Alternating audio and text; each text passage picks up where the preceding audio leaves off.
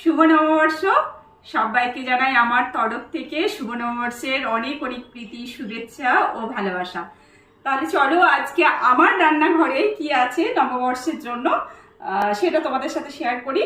অনেক সময় ইচ্ছে থাকলেও উপায় থাকে না, কিছু কিছু রান্না আমরা করতে পারি না আমাদের হেলথের জন্য। প্রচন্ড গরম পড়েছে, কি বলবো, মানে রান্নাঘরে এসি লাগবে এরকম মনে হচ্ছে, এতটাই গরম। তো চলো একদম ধোঁয়া ওঠা গরম ভাত নিয়ে নিলাম। যে কোনো শুভ কাজে আমাদের শাক ভাজা আগে দরকার, তো নববর্ষে একটু বাঙালিয়ানা তো রাখতেই হবে, তাই না? তাই আমি প্রথম পাতেই নিয়ে নিলাম শাক ভাজা। আরেকটা শুভ জিনিস যেটা হচ্ছে মাছ ভাজা, খোলা সমেত আলু ভাজা,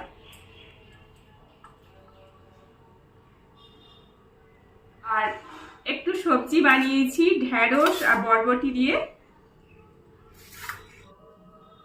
আর স্যালাডে একটুখানি আমি শশাই রেখেছি শুধু। আমি করে গাওয়া ঘি নিয়ে নিলাম, জাস্ট অল্প করে, প্রচন্ড গরম তাই বেশি নিলাম না, কয়েক ফোঁটা করে নিলাম। একটু আমডাল, গরমের জন্য পরিবেশনেও ভুল হচ্ছে, বুঝতে পারছো?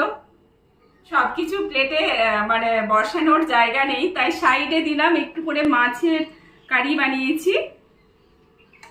আর এখানে আমের চাটনি,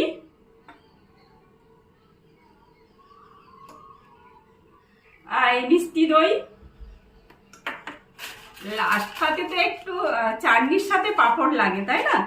তাই 2 পিস করে পাঁপড় নিচ্ছি। এই যে পায়েসকে আমাদের বলে না পরমান্ন, তো একটুখানি পরমান্ন শুভ নববর্ষের জন্য বানিয়েছি, তো সেটাও একটু করে নিয়ে নিচ্ছি। থালি সাজানো কমপ্লিট। একটু বন্ধুদের দেখিয়ে দাও আমি কেমন ভাবে থালিটা সাজিয়েছি।